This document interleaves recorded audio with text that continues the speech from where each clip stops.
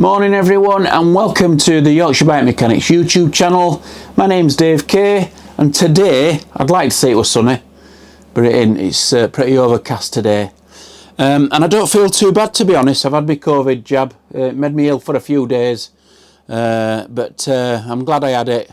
So let's look forward to the future and still stay safe. So today we've got in a Yeti SB5.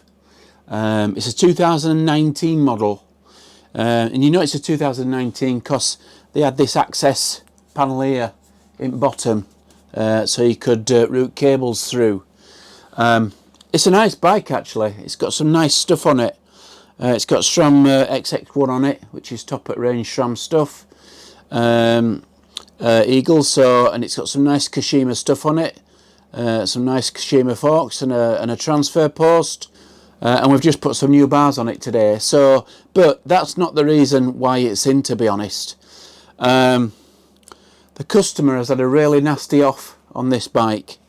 Unfortunately, he's all right. I don't know how, to be honest, because it went with a right bang. But what it's done basically, it's broke the rear triangle on this frame. It's snapped on the other side, and so obviously it's unrideable. We've got to replace this rear triangle.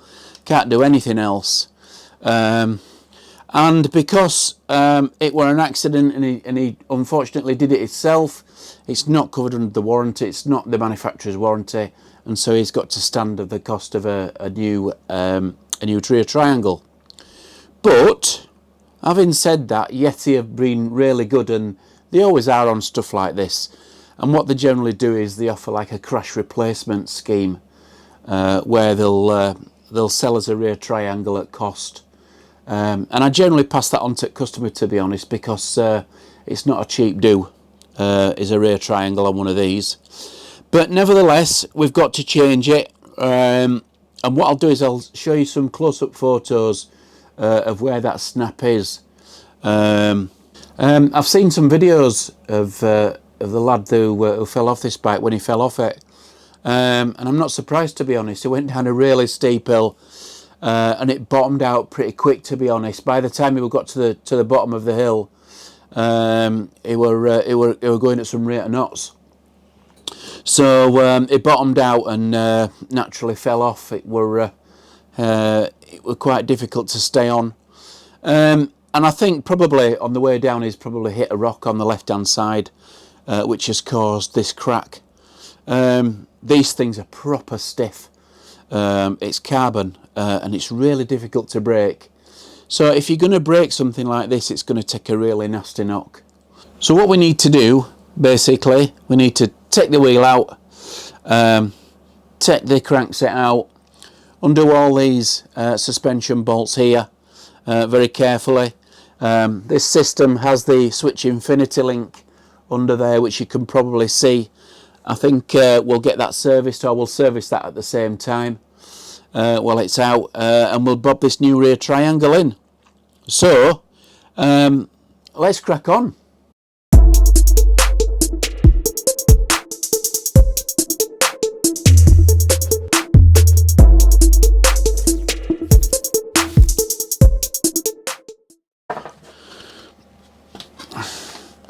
Put that over there, click that, okay.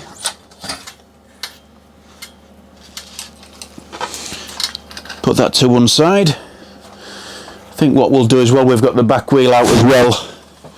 We'll have a quick look at the bearings in the back wheel, but it's a nice DT Swiss 350 and it does feel nice, to be honest. But we'll check them anyway. So let's get this derailleur off.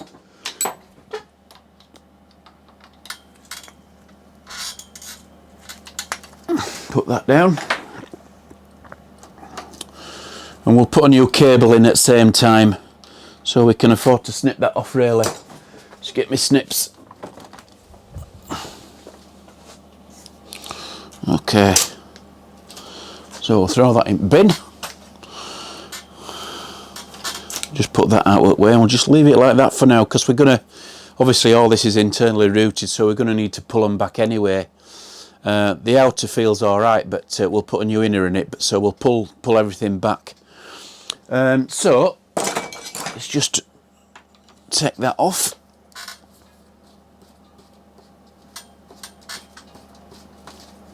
Okay, we'll just let that loose down there. Take this chain off this crankset. That's it. Find the link.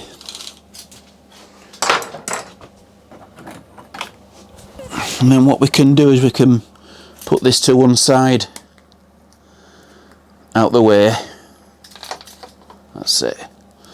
I'll just temporarily put that back together like that. Just for now, so we don't lose them missing links. Because they're not cheap, these 12-speed Eagle ones.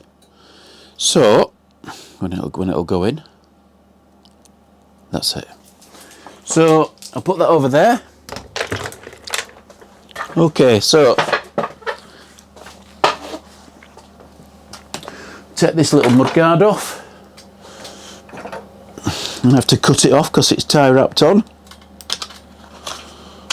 It's damaged anyway.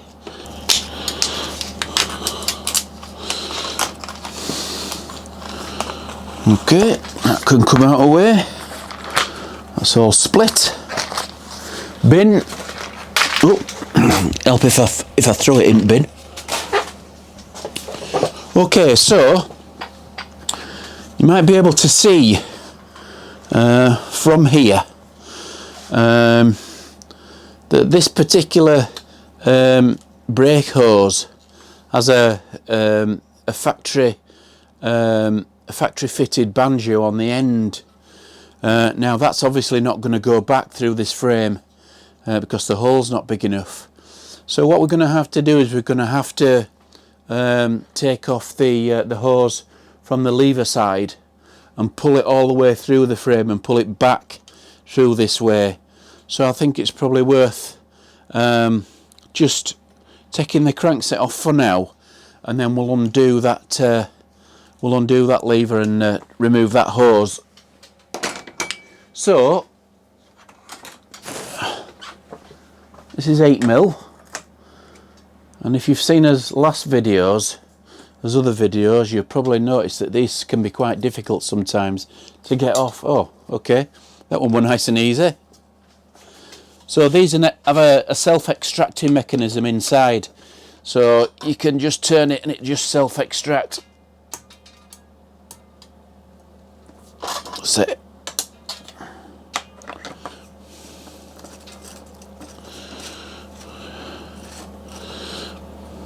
Don't feel that bad, to be honest. There's still quite a lot of black anodizing on them teeth, and that's a good sign that there's not a massive amount of wear. These smaller teeth, this retaining ring, we've got one teeth that's fat and the other tooth that's thin, and these hold the chain on the ring. See if I can show them to you. Can you see there? So they're not bad actually. There's still quite a bit of paint on them, on the tips. So that's all. That looks all right, does that? So we'll put that to one side. Okay, and we'll push this left-hand arm out from the other side. And it does look quite dry, does that, to be honest. Oh, they feel a bit pants. They feel a bit rough. So I think we'll probably put a new bottom bracket on. Other side's really stiff. Can hardly turn that other side. So I think we'll probably replace that.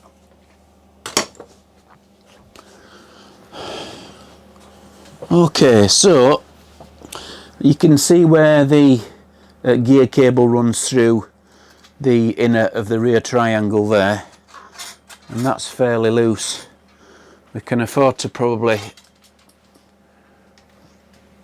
leave that there for now, and then when we take this triangle off, when we pull it back, it'll probably feed its way through. We need to take the hanger off and the bolt that holds it onto the frame.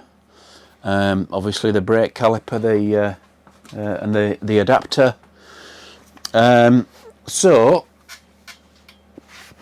next thing we need to do is get this hose out of the way, and get the caliper off. If we pull this cover off here, okay, that'll reveal us nut that we that need to undo. It's an 8mm spanner. Now we're going to lose some fluid while we pull this through here, so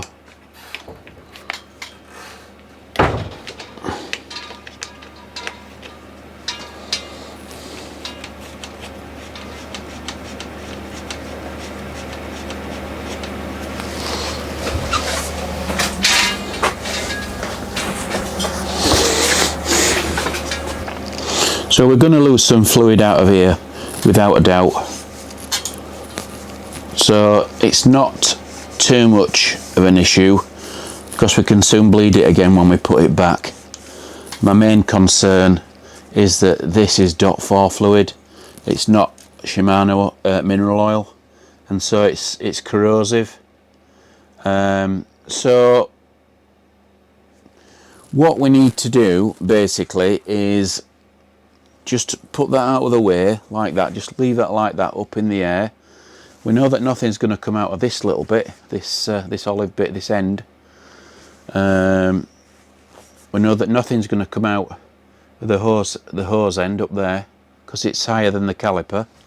Well, it's a sealed system anyway. So we'll just take that lever off and we'll put it out the way. That's it. You see it's dripping already, so we need to stand that up on its end and just keep that out of the way.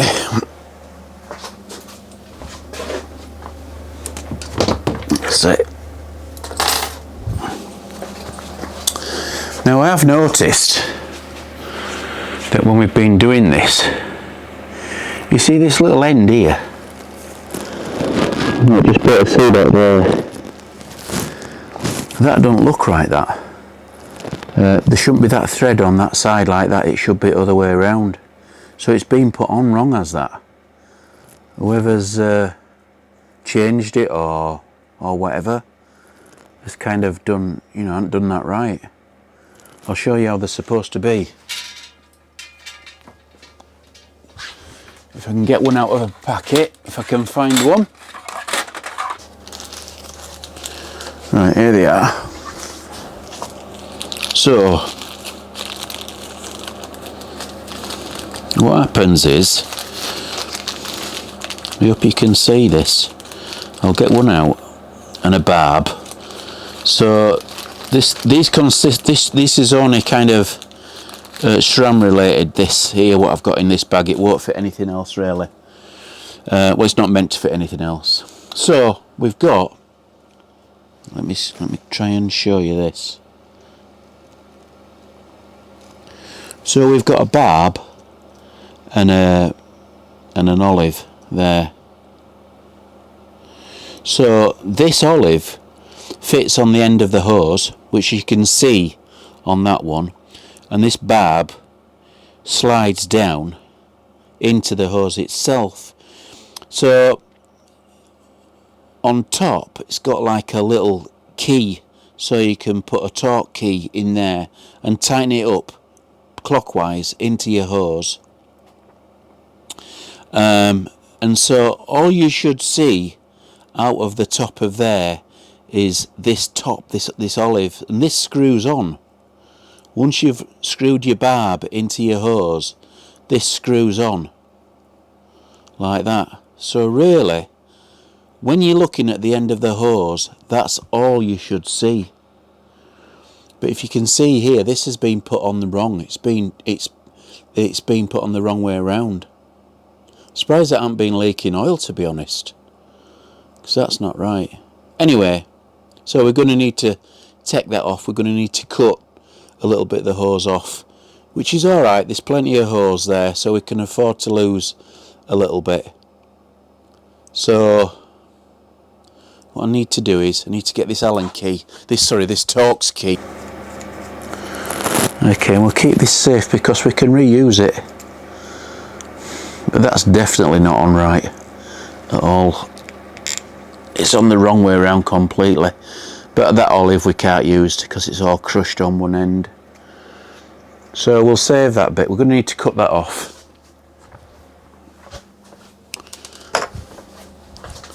So let's cut that off.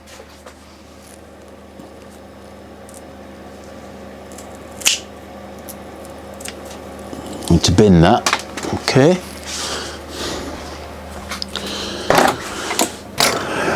So now what we need to do is pull that cable back through. We'll take that nut and the shroud off. Save that. Don't want to lose them bits. Okay. So carefully, what we'll do is we'll pull this cable through from the other end.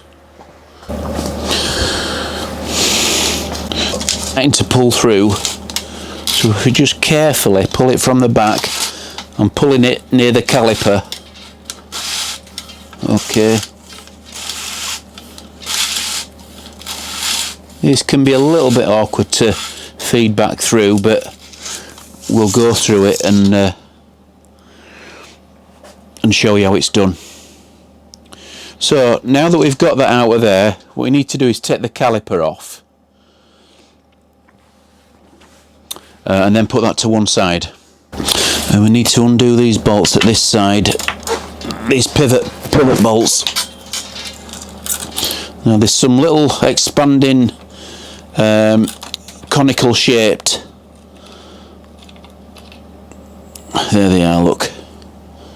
And what we do is these particular pins, which we'll take out in a second, when we put them back, they're going at a lower torque than these here, and what these basically do is just hold the bigger pin in place. These go in at a higher torque than these, and the reason being is that with it being carbon, you don't want to put too much end pressure on your bearings.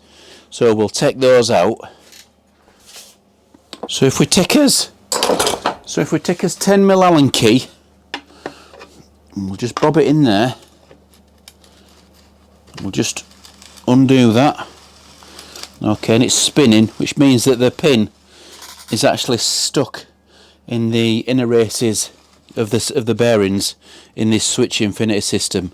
So we just need to give it a gentle tap, just to ease it out.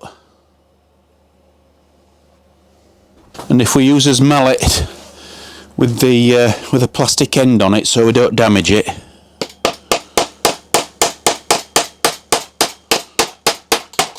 There we are. You can see that's coming out now. So if we take if we undo it, so this other piece at the other side there that keeps it in the frame, if we take that so that comes loose, take that out, which is there. Can you see that? That's the bit on the other side. Okay. We'll just take us brass drift and we'll just gently just ease that out.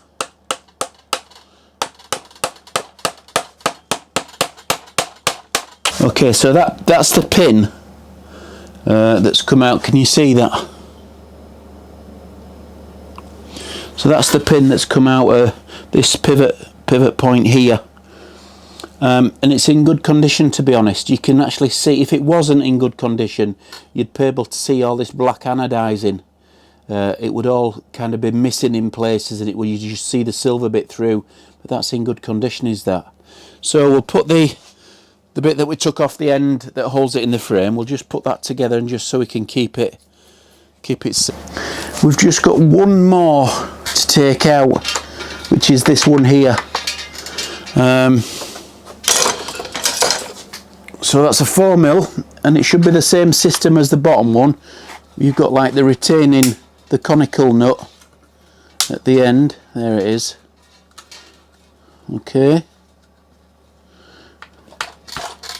Okay. You can see that it's exactly the same system, but this one's a smaller one. Okay, can you see that? We'll put that to one side. So the pin is probably going to be 5mm, which it is. Okay, so holding all that in one place,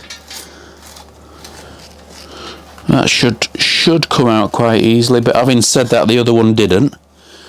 And again, this one's still turning in the inner races and not moving out, so it's slightly stuck in there. So again, we just need to take us a plastic hammer and just, that's it, entice that out. We don't want to damage it. You can buy complete kits, complete pivot kits for these if you need to, but they're quite expensive, so if you can avoid it, I certainly would do. Again, we'll look at this to see if this is worn, but if the other one were any indication, then we don't need to worry. Oh yeah, look at that, that's beautiful. Yeah, no shiny aluminium showing through that. Great. Okay, so now we can take this triangle off, and the gear cable should come with it as well.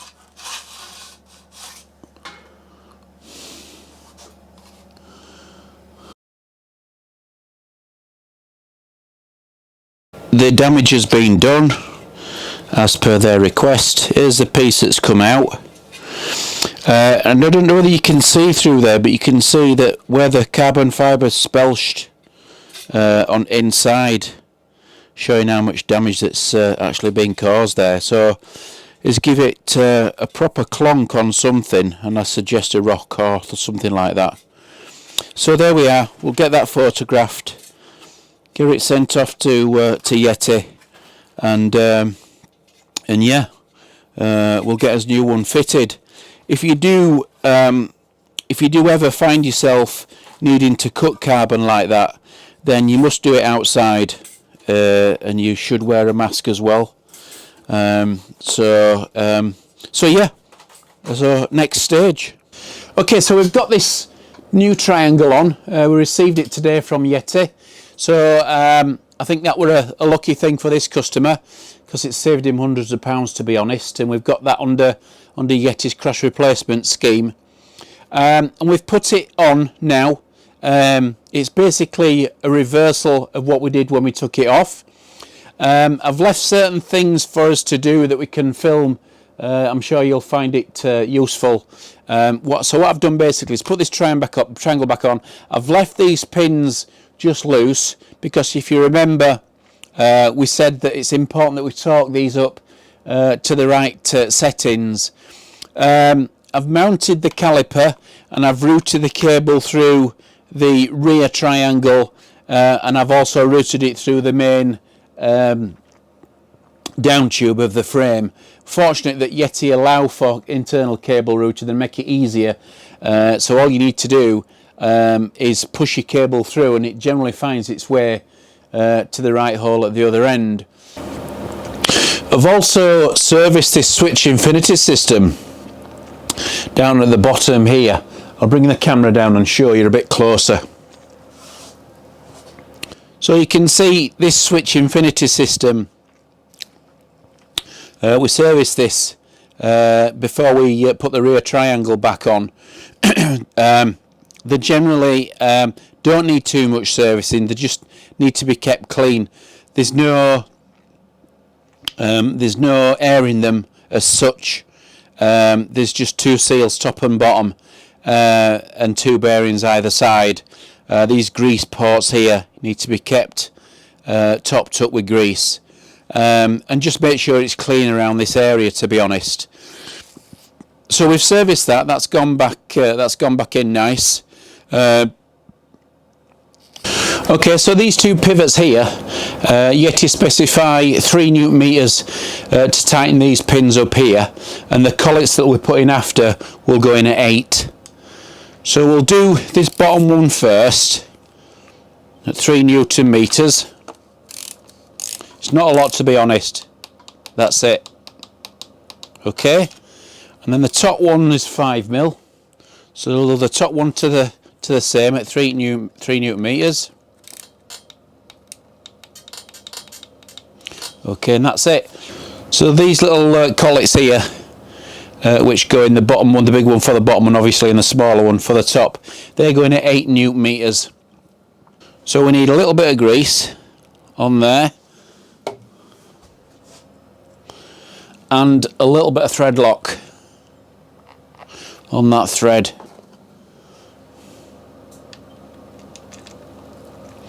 Okay, and that's 4mm.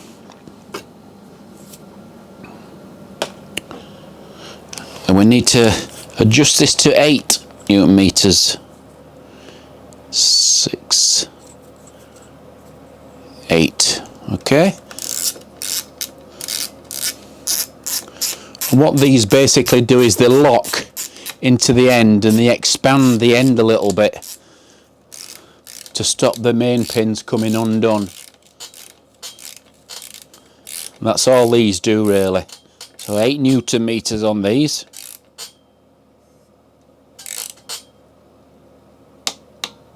That's it. And we'll do the bottom one, which is 5mm.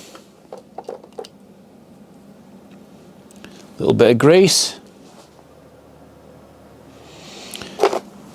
And a little bit of thread lock.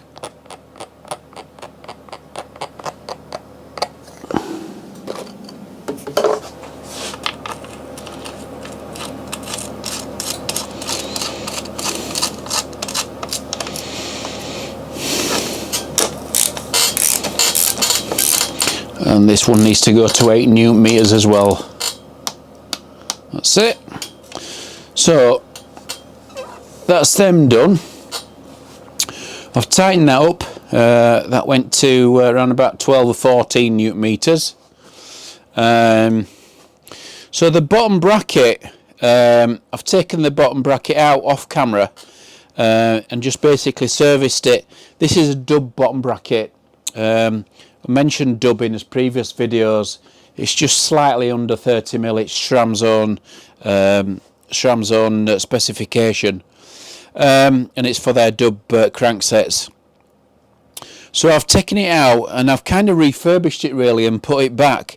The only reason being is that this is a press fit dub bottom bracket, and they are so difficult to get at the moment with a shortage of parts.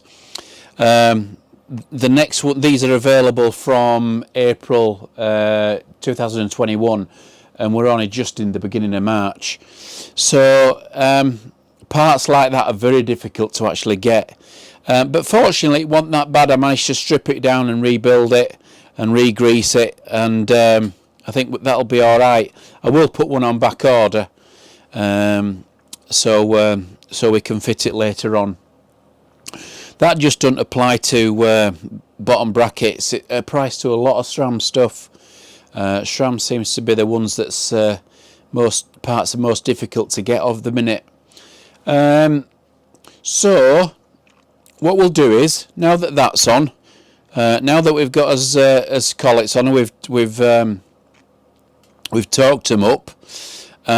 We'll move up to the handlebar end and we'll connect this brake hose back up. If you remember, we needed to disconnect it to pull it back through the frame. We've pushed it back up the frame, back on the other side, connected it to the lever with the right fitting, and we've put the caliper back on the swinging arm at the back. So we've lost a little bit of fluid. We're bound to have done somewhere. So what we need to do is we need to bleed this brake. So the way SRAM bleed brakes is slightly different to most others in terms of the tools that you use. I generally use these two tools here. Now these are specific for this particular brake. They're a level brake, and this is the caliper fitting. See if we can just see if that's focused in. So this is the caliper end fitting, and it's called a bleed edge tool. We have to use this to bleed the system. You can't do it any other way. And this syringe is there for the front, for here. So we've pulled some .4 fluid into these syringes. What we need to do now is undo this little bleed screw on the lever. Bob that particular syringe in there first. So that's what we'll do. Need a cloth. Remember, this is .4 fluid, so it's corrosive, so just put your cloth under the bleed screw just to catch any residue. And would advise using rubber gloves. Okay, so that's that little bleed screw there. That's now open, so we need to be careful not to press this lever. If we press this lever, then we're going to lose some more fluid than what we already did in the first place. So let's put that bleed screw to one side, and we'll just gently screw this into the bleed part of the lever. There's a little rubber o-ring on the end there, so we'll just need to screw it up, not tight, not too tight, just finger tight. Okay, and then we need to do the same at the other end with the different tool. So we'll move the camera around the back. Okay, so this is the caliper end. So what we need is a 4mm Allen key and this bleed edge tool. Okay, again, get a cloth. If you notice, I've taken the pads out just to make sure that we're not going to get any fluid on these pads. Once we get fluid on these pads, that's it. We have to replace them. So this bleed edge tool, there's a 4mm Allen key in this little slot at the back, and all I need to do is just undo it just slightly, not all the way, just slightly, just untighten it so I can get this bleed tool in. Okay, and this little tool, it's got like a little 4mm hex key on the end. I don't know whether you can see that. Okay, so now that we've loosened this off, there's a little rubber o-ring on the end. So we bob that in there, slide it in so it engages in the Allen key. Now, because this rubber o-ring's on the end, it's sealed in there, but we need to be careful not to accidentally pull it out. So we just undo it a slight little bit. So now what we've got an open brake system. So this end's open, that end's open. Okay, so now what we need to do is we need to make sure that there's no air between the caliper and the lever. Also behind the pistons, behind these pistons here, air can kind of settle, and sometimes it's quite difficult to get out. Okay, so what I'm going to do is I'm going to push and pull. So I push this syringe down, which will force brake fluid through the system out the lever at the other end into that syringe. So the idea, what we're trying to do is we're trying to get all the air out of the system. But what I'll do is, I know for a fact that there's air in this system somewhere. It's probably likely to be at the lever end. But just for the video, what I'll do is I'll force fluid down from the lever end down to the caliper end and see if you can actually see any bubbles through here. So if I just undo that slightly, and I'll force some down and see if we can get some bubbles coming out. There we are. Can you see that? There's a tiny little bubble there. So I'm actually forcing that syringe down and pushing fluid through. And what I need to do is I need now to do it the other way. So any air in here is going to come out the lever end. Okay. Now I think we've got all the air out of this end and the lever end. But what we need to be careful of, and if we remember, now there's no brake pads in here, we don't want to press it too hard, because what will happen is if we force it too much, then it's going to force the pistons out in the caliper, and they're going to pop out, and we're going to get fluid all over the place. So what I do now is I now need to put a little block in there. So you can use a piece of wood, or you can use anything. I mean, I generally have one of these kicking about. So I'll just bob that in there. And what this will enable us to do is force a bit more fluid down under a little bit more pressure, with us not having the pistons pop out. So I'll just lodge that in there, and what's that going to do? It's just going to stop those pistons coming out. So I can push a bit harder.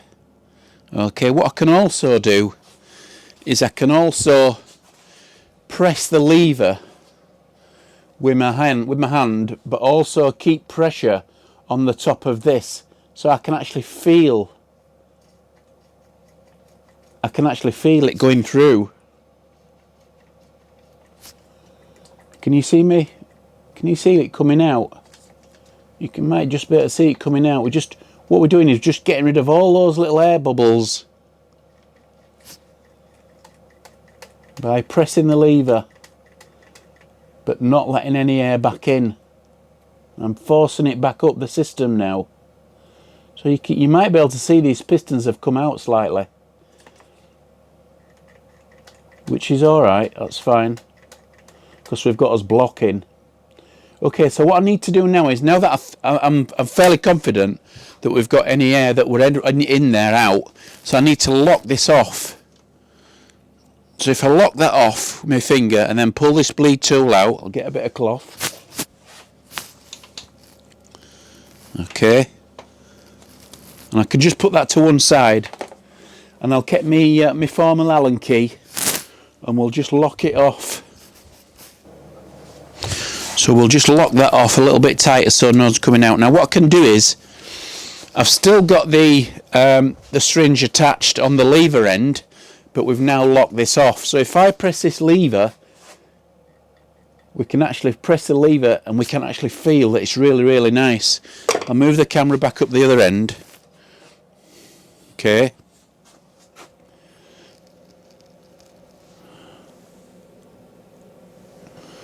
Okay, so you can feel that actually feels quite solid, which is what we're after. If there were air in it, then it'd feel proper spongy. Now, bleeding brakes is quite easy to do, but it's quite difficult to do right, because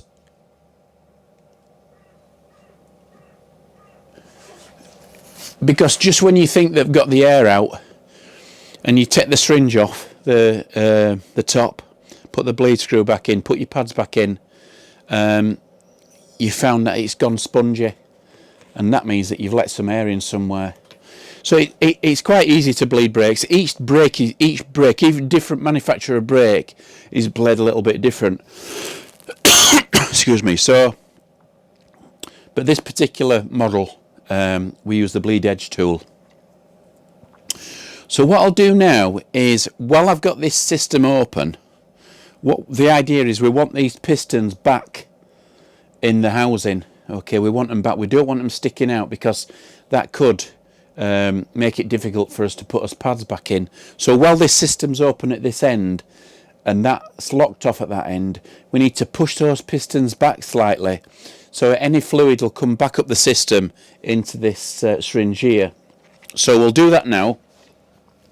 You need to use a blunt instrument, nothing sharp. I'll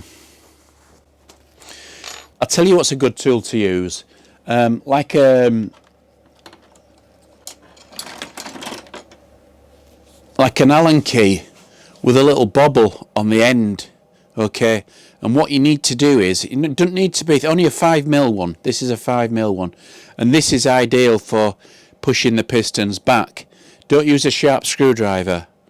You can actually buy a special tool that does it.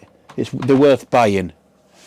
That's it. Okay, and that puts even pressure on the caliper, on the piston, so you can actually force them back easier. But if you've not got one, you can use one of these, but be really careful. Don't chip your pistons. So what we'll do is, we'll turn this camera back round.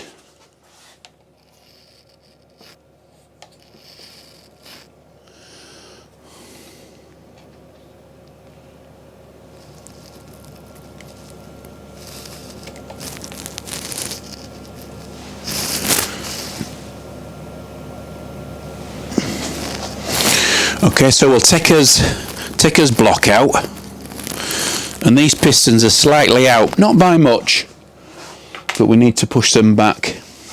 So we basically use that tool just to push them back in the housing. That's it. You don't need much pressure, but you don't want to chip them. Okay. Now what we can do now is bob us pads back in. So that's it. So all we need to do now is bob us wheel back in, centre us caliper on us wheel, and we're done. Let's take this stringe off the lever end. We'll get us cloth. Okay. You might get a little bit just seeping out there. Just catch it with your cloth. Okay. You don't need to worry about air getting in. The fluid inside this system's not going to go anywhere because we've locked it off at the other end. So we just get that bleed screw and bob that back in there.